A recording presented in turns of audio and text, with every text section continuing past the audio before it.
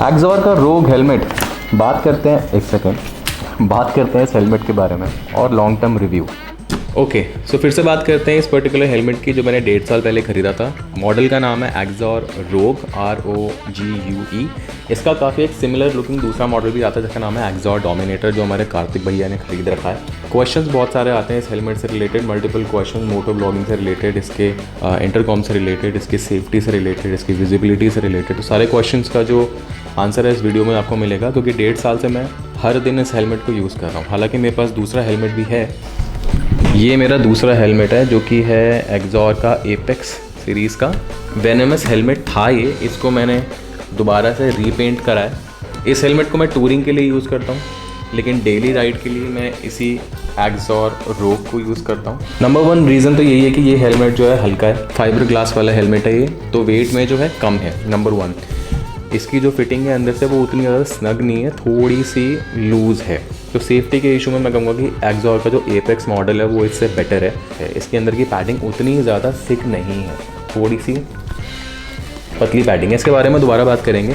सबसे पहला इशू आता है, जो लोगों का क्वेश्चन आता है कि इसकी विजिबिलिटी कैसी है। तो आप देखोगे कि इसके सामने जो ये गॉगल टाइप का लुक दिया हुआ है, यही इसका USP है, यही इसकी खासियत है कि दिखने में काफ़ी एग्रेसिव लगता है, काफ़ी बैटमैन टाइप सा हेलमेट लगता है, ये स्टार वॉर्स वाला हेलमेट लगता है। तो दिखने में तो है ही, लेकिन विजिबिलिटी डेफिनेटली इसकी कम है, क्योंकि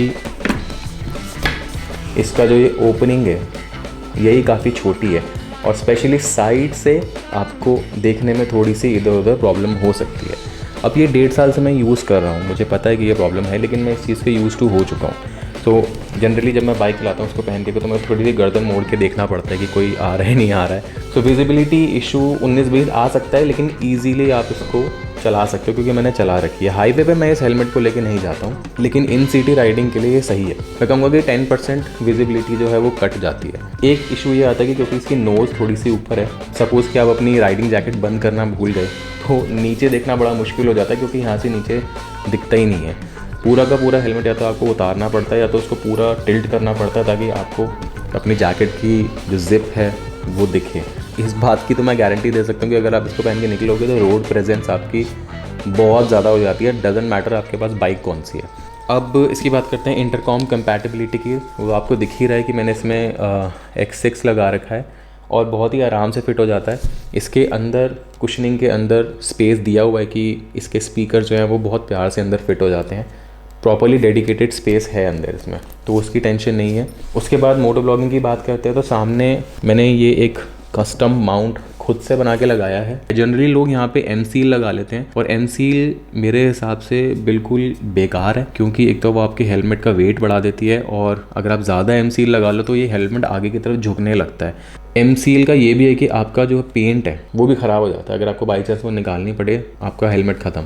उसके बाद ये जो मैंने बनाया है ये बीच में फाइबर ग्लास है, जैसे मैंने बताया कि ये मैंने खुद मोल्ड बना के आराम से घिस के, क्योंकि मैं आर्टिस्ट हूँ बेसिकली, क्राफ्ट वाले काम करता रहता हूँ, तो मैंने कस्टम मोल्ड खुद इसमें बनाया था और मैंने डबल टेप से इस पर लगाया हुआ है। ये डबल टेप कोई नॉर्मल 3M की डबल टेप नहीं है, ये 3M की VHB टेप है।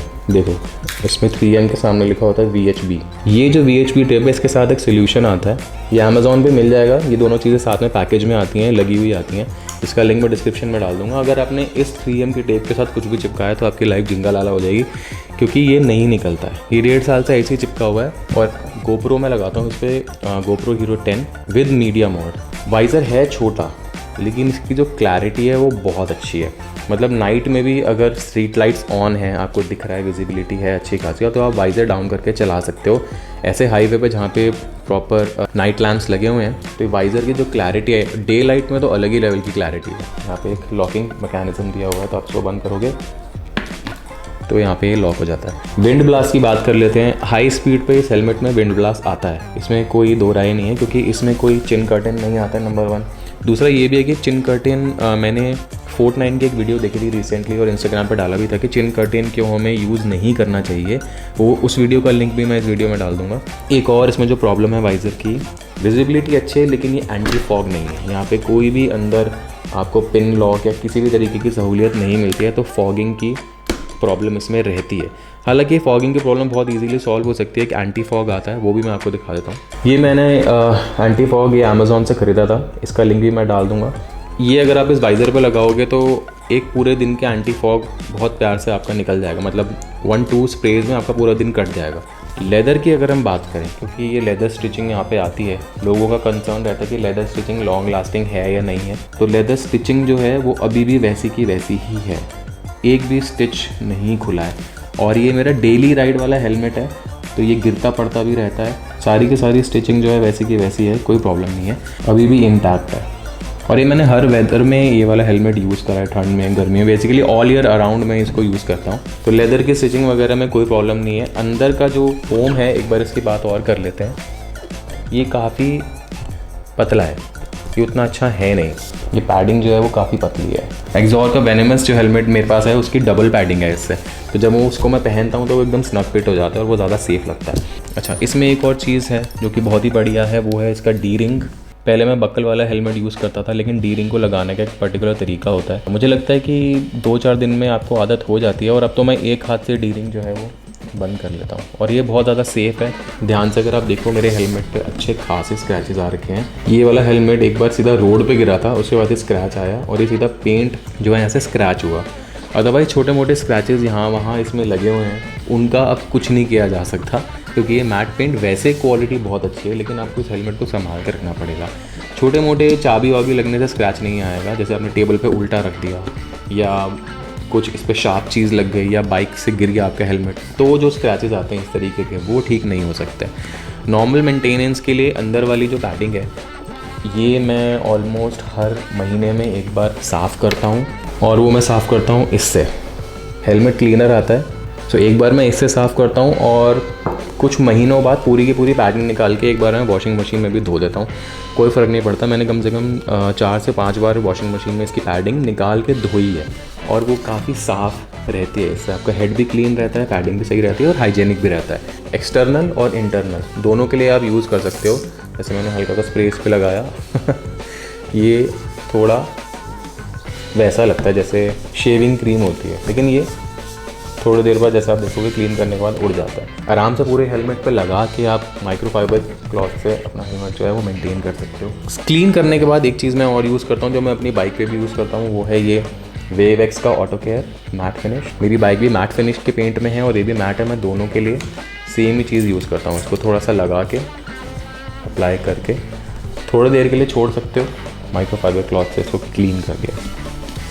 तो इस तरीके से ये मैं हेलमेट जो है वो मेंटेनेंस इसकी रहती है, ज़्यादा कुछ करने की ज़रूरत रहती नहीं है। मोटो व्लॉगिंग के लिए और भी ऑप्शन है मेरे पास, जैसे एक तो ब्लू आर्मर का आता है, वो भी आप लगा सकते हो, या फिर एक इस तरीके का पैच आता है। ये किसका है? एक्शन प्रो का। ये भी मैंने मंगवाया था शुरू में।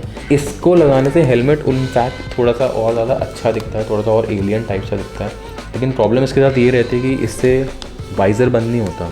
उतना महंगा हेलमेट भी नहीं है, अपने कल 7000 के अंडर ये मिल जाता है। लेकिन स्टोर पे जाके प्रॉपरली हेड साइज़ चेक करके, पहन के, स्नग फिट देख के फिर आपको ये हेलमेट खरीदना है। एक बार आपको जब इसकी आदत पड़ जाएगी तो आप प्रॉबेबली शायद दूसरा हेलमेट यूज़ नहीं करोगे, क्योंकि ये लाइट वेट है। अच्छा, एक प्रॉब्लम इसकी अवेलेबिलिटी की है कि स्टोर्स पे अवेलेबल नहीं होता है। ये आपको सिर्फ ऑनलाइन मिलता है, स्टोर फॉर राइडर्स या फिर ऐसी कुछ वेबसाइट्स पे। और साइज़ का सबसे बड़ा इशू आता है कि लोगों को समझ नहीं आता साइज़ कौन सा लेना है। आप जाके टेस्ट करके देखो, अगर आपका मीडियम साइज़ है हेड का, आपको लग रहा है कि मीडियम आ जाएगा, ऐसा पक्का नहीं होता। क्योंकि मेरे पास 3-4 हेलमेट्स हैं, मैं हमेशा स्टोर पर जाके खरीदता हूँ, चाहे मुझे वेट करना पड़े, क्योंकि साइज़, हेड साइज़ एक ऐसी चीज़ है, सेफ्टी से रिलेटेड है और दूसरा आपके कंफर्ट से भी रिलेटेड होता है। तो आप जाके खरीदो तो बेस्ट है।